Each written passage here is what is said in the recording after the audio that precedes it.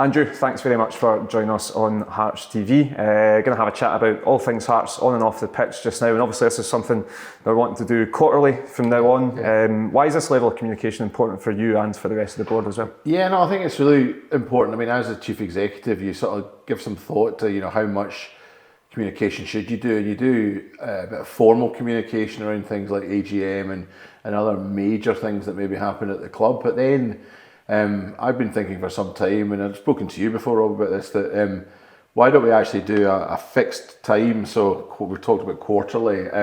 So no matter what's happening in the club, if things are going well or not going well, I'll still look to do these, and we'll just deal with whatever's happening at the time. Because sometimes you think, well, I should go out and say something, and then something else happens, and you think, oh, it's not a good time. Or whereas if you're very clear, we're going to do this on a quarterly basis, then I think that makes it more straightforward, and that's the idea from my perspective.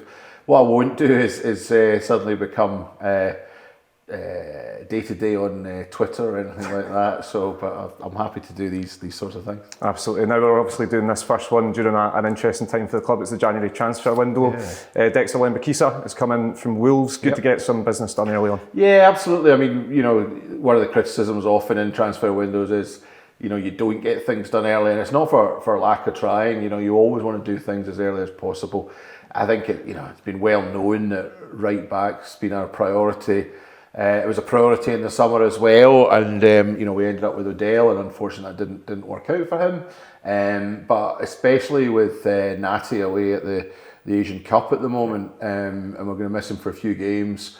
We knew we had to really look at that urgently. So yeah, great to have him in. I saw him behind closed doors playing on Monday down at Kilmarnock, and I think he's someone that the fans will look forward to seeing. Definitely. Now, obviously, a question on every fan's lips during January is: are we likely to do any more business in terms of incomings? I think it'll just depend. I mean, we are looking at potential outgoings, but again, that's not always within our control. Incomings, it'll depend what's available. January is notoriously a very difficult transfer window. I mean, it's obvious that why would clubs want to get rid of good players in the January window? Generally, in fact, almost always players are not out of contract in January, so it does make it quite a hard window. You'll see that there's been some chat about us maybe looking at some pre-contracts, and we will do that as well. So we'll just see how things develop. And what does a transfer window look like for a CEO? Obviously, we've heard from Joe Savage in the past what it looks like for a sporting director, Stephen Naismith as the head coach. But for a CEO, what does a transfer window usually look like? Yeah, well, I mean, the last couple of weeks, obviously, in January is a different one because there's been no men's first team games, and so that's been quite good for my health, to be honest with you, for my heart. But having said that, I'm desperate to get back to that come the weekend. But no, more generally, the way it works is I work with Joe around the budgets that are available and around, what would need to happen if one went out, what would we have available, and all that sort of stuff. And then it's literally left to him and his team and the manager then to do the hard work around getting the players. But they keep me, I speak to Joe daily, and he keeps me up to speed on where they are with everything. And certainly this time of year, I'll be speaking to him more than once a day, and he'll maybe bounce one off me and say, well, I know you said that, but could we do that? It's not generally in the negative direction. It's generally they need more, and that's fine. And up until now, we've managed to make things work. So that's my inbox, along with everything else that goes on at the club at this time of year. The club's still running, and there's still plenty to get my teeth into. Keeping you busy then? There's enough, there's no doubt about that. Absolutely. Yeah. I think one thing we have to address, if you've read any newspaper, listened to any pundit in the last 2 months, 3 months, a lot of speculation about Lawrence Shankland and his position at the club, and obviously the potential of him moving on. What can you tell us about that? Has there been any concrete offers, any interest from clubs that they've been in touch with? Yeah, first thing I'm not going to say is that I don't read newspapers, because as soon as someone says that, they do. But so well aware, understandable, very understandable, given how good Lawrence has been for us since he came to the club. Delighted with how well, and we all know. It's very obvious how important he's been to the team in particular this season. So again, it's been documented that There will be a lot of interest. As of today, we haven't had any. We still have had no interest, either formally, informally expressed in Lawrence, and we are not encouraging any interest in Lawrence. As has also been documented, we have made an offer to Lawrence. Now Lawrence, as you'd expect, is already in the sort of high paid bracket within the club. We have various brackets for players, but we've made him an additional offer, and that's gone to him, and that remains on the table for him to consider. The thing about it is, we'll get some people saying, you should pay him whatever he wants. Could you just give him what? And I understand that, but I've got to look at things both from the immediate here and now, but also in the future. So if you do absolutely break a wage structure or break the bank or whatever you want to say, everyone will suddenly know how much you've paid someone. It's amazing how agents always seem to know what other players are getting, and I've got to protect us for the future as well. So anything we do now could have repercussions in the future. But as we sit here, Lawrence remains a Hearts player, and I sincerely hope and believe at the moment that he'll be a Hearts player on February the 1st. Spoken a lot about finances there. Obviously in the reports we saw a record revenue of the club coming out. What can you tell us about what made that all come together? Yeah, I mean, so last year was a great year in the sense that you had we had European group stage football, which obviously was a real game changer. When I came into the club and chatted about what could make the big difference in revenue, I said there were two things. One was European group stage football, and the other was player trading.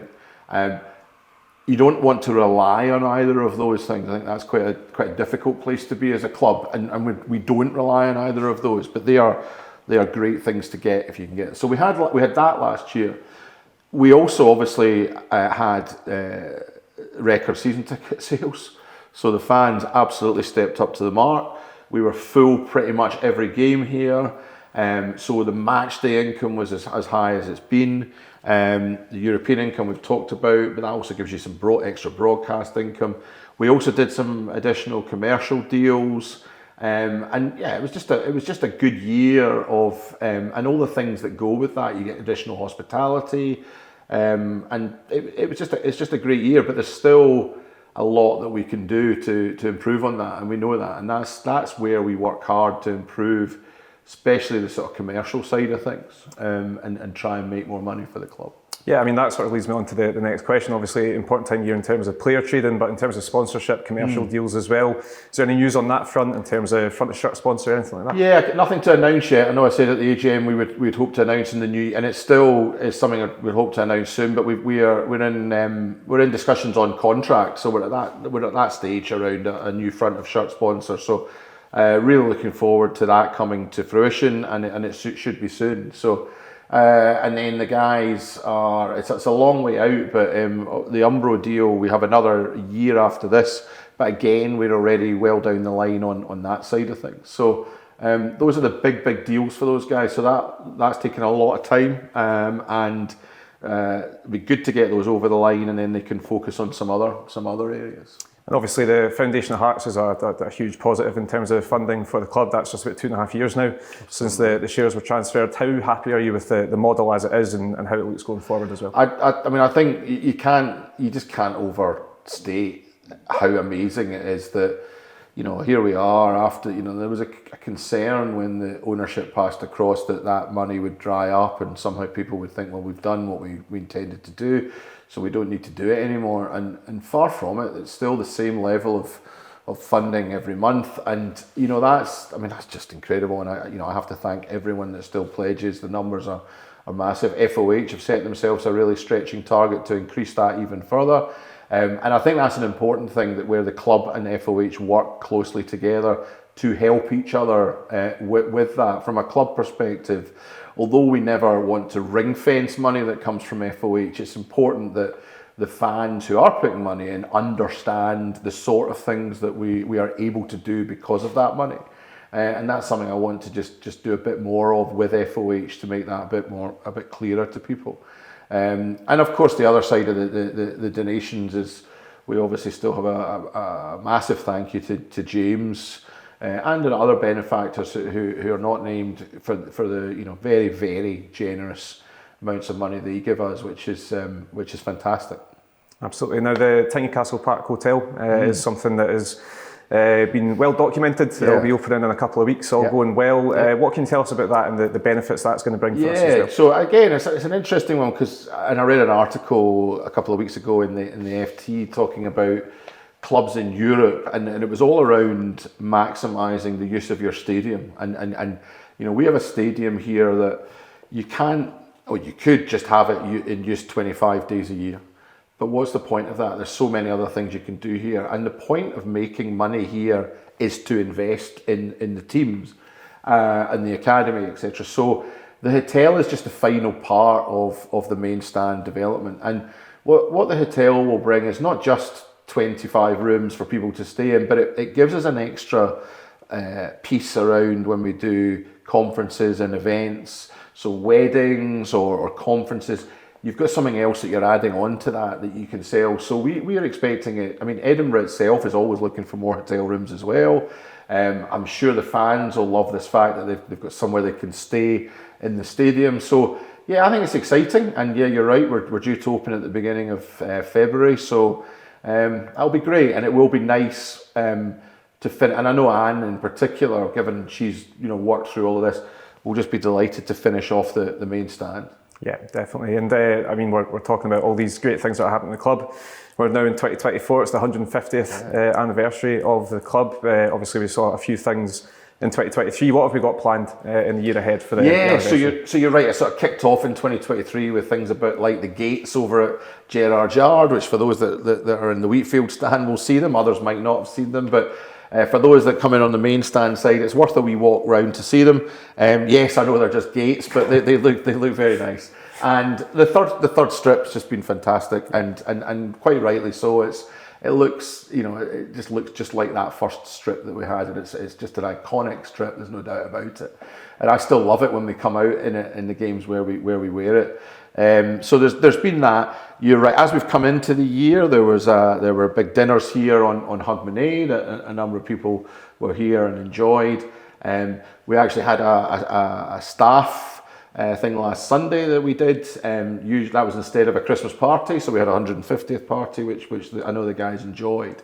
But now it's more about obviously sharing with the wider fan base, and there'll be a number of events, evening events with legends, etc. as you'd expect. Events in the museum, given it's about the 150th.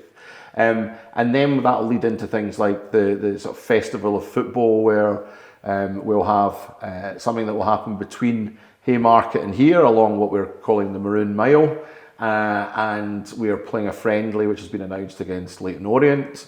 And there's a historical tie between the two teams, which goes back to the First World War, so it's nice to be able to play that. We're also hoping to have another big friendly that week. We can't announce it yet, but against a big team from England. So we're hoping that we can get that to work as well. So there's a few things like that which will be great, and many other things too. So I was looking on the website this morning. There is a 150th section on there. So, I encourage people to go and have a look at that and to get involved as much as possible. Yeah, definitely some big exciting things coming up. Yeah. Need to get back to the football department. One thing I want to ask you about is the women's team this year under Eva Lead, another solid season so far. How happy are you with the progress that they're making? Yeah, delighted. So Eva set herself a target over 3 seasons. I need to get this right. First she wanted to stay up. And in that season, we did well. I think we finished about 8th or 9th, if I remember rightly. Last season, she wanted top 6, but she finished 4th. And this season, she would love to be able to break into the top 3, but for this season, what she wanted to do was be closer to the top 3, both in points, but also when we play them individually. And we've already managed a couple of draws against Glasgow City and Rangers, and so there's definitely progress there. We're sitting 5th, I think, at the moment as we sit here, but I'm very confident that at the end of the season we will be back in 4th. And I'd also think that over the back end of the season we will look to compete better with the three bigger teams, and I think we will definitely. Yeah, just finish above Hibs. That's That, well, that's and Hibs have been a bit of a bogey team for us this year, which is slightly concerning for everyone. But we will. The two games that have been played between the teams so far have been in the two big stadia. The next two won't be certainly at our end, and I don't think so at their end. So it's something we've talked about, that maybe we need to play a few more women's games out here to allow the women to get used to it, because it's a big step up from playing up at Oriam to playing here. And ironically, you're also playing on a smaller pitch here than they play on at Oriam, and they have to adjust to that as well. So there's a few things like that we need to look at. Yeah, and the B team as well, having a great season just now in the Lowland League. Obviously, Hearts, one of two teams alongside Celtic, putting B teams into that league. How beneficial has it been putting the players into that sort of environment, but also seeing them thrive and get themselves high up the table? Massive. I think, I genuinely want to thank the Lowland League for accommodating us there. People think, it's tier 5, it's a long way down, how can our guys possibly develop? But they learn how to play against, grown men who don't give them an inch, who are seasoned players, and some of them have played at quite a high level and are just now down at that level. And I think just to see the progress from the first year to the second year, that's partly to do with we've got a lot of the same players who are a year older, who are a year more experienced. We're also now, we had a great season up at Whitehill, but part of the problem with two teams playing on grass is it's quite difficult. So very thankful to them for having us last year, but also thankful to Spartans for now hosting us and playing on the pitch there. I think the proof to me, and it's always the case, is the whole point of the B team is that gap between the academy and the first team, and it's a gap that a lot of people talk about throughout football and throughout the world, actually, in different places. And most leagues or many of the top leagues have B teams. That's one of the main things. But in Scotland, we have a view, for whatever, that B teams aren't right. We obviously feel we can do it better, but we think B teams are important, and we think it's been very, very good for us. And I think Monday was a good example for me. I went along, as I said earlier, to watch the team play, the first team play behind closed doors, and a lot of the youngsters played in that. So in the first half, we had Ethan was playing Drysdale at left back against Danny. I thought he played really well. Finlay was back. We've missed fit. He's been injured, and so it's great to see Finlay as well, and Macaulay. And then in the second half, Aidan, who's now an established first team player, was playing along with Adam Forrester and Luke Rathy, and it was, and James Wilson as well actually played in this, and it was great to see these. None of them looked out of place, and I think if we'd done that before the B team happened, I think we wouldn't have had that, and I genuinely feel more excited than I've ever felt about us seeing players genuinely coming through to the men's first team, and I think the B team's been a huge part of that. Yeah, and I mean the pathway's already been shown. Obviously, Aidan, like you spoke about, Macaulay Tate making his debut at Celtic Park, and then you've got Mackenzie Kirk as well, obviously going out on loan to Hamilton Accies. So is this the sort of thing that you want to see continuing your loan moves, but also straight into the first team? Absolutely, and I think there will be a mix of that. That some players, the feeling will be they need to maybe get a loan move at a slightly higher level. So yeah, it's a very good point that I think there was this assumption that you either do B team or you do loans, and I think you do a mix of it for some players, and also some players are at a certain age bracket where we can't play them in the B team. But also Mackenzie did brilliantly in the feeling was let's see how he does, going out and loan at a higher level. So I think that's right. I think there's a mix of all these things from a player development point of view. And then moving on to the first team, obviously Stephen Naismith, head coach, and he's been in the position now since the summer. How have you found working with him? Have you found the progress that the team's made underneath? Yeah, no, I've really enjoyed working with Stephen, and I'm actually just down from Oriam and had a chat with him this morning, and he's really excited about what he's seen as the development of the team. The development of the team as a unit, and I don't just mean on field but also off field. He feels he's got a really, really tight group now that get on incredibly well, and you see that up there. This year was the first year that we put in place a bistro, and we have our own chefs, etc. And some people think, oh, why would you? But it's a big thing, and you could see the team bonding around these things. So Stephen is, there's a few things I say about Steve. One, he's one of the hardest working people I've ever met. And the other thing, he's very much, he does believe in the process. But he's also very realistic that if things aren't working out, he's not stubborn and he'll change things. And we've seen that in games where a particular formation maybe wasn't working, and he will adapt to that. He's got 2 highly experienced assistants that work with him, and they work well, and he would say this as well, they work really well as a team. I'm really pleased for him, obviously. I mean, at the time of the AGM, some people were sceptical about things. I was quite buoyant. I thought we had a run of fixtures that we could do well, and we did. We probably did better than I expected, especially with the wins at Celtic Park, the win at Easter Road, and we won the other games. The only one we didn't was Ross County, and you could see in that game we were starting to run out of steam. But again, we came back from 2-0 down, which I think showed another side of the team. We good run of games, and especially the wins against Celtic and Hibs. But I think it was time I think we needed the break, and I think Stephen took the view that he gave the players a decent time off, and they've all come back refreshed and raring to go. So I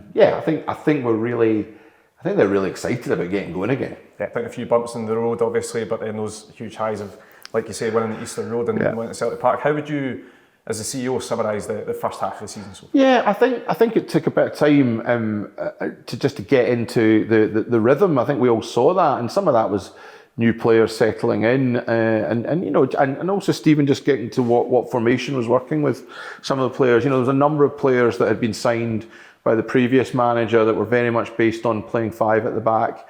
Stephen was very keen to play 4 at the back, to start with that, but then realised he might have to adapt that. But then some of the players he maybe had signed were for the formation he wanted. So you just got to make all that work together. And I think we'd all agree, especially in the middle of the park early in the season, it was just a little bit hard to see how it was gelling. But I think as it's gone on, we've got players back from injury, etc. You do see that, and you see what we're trying to do.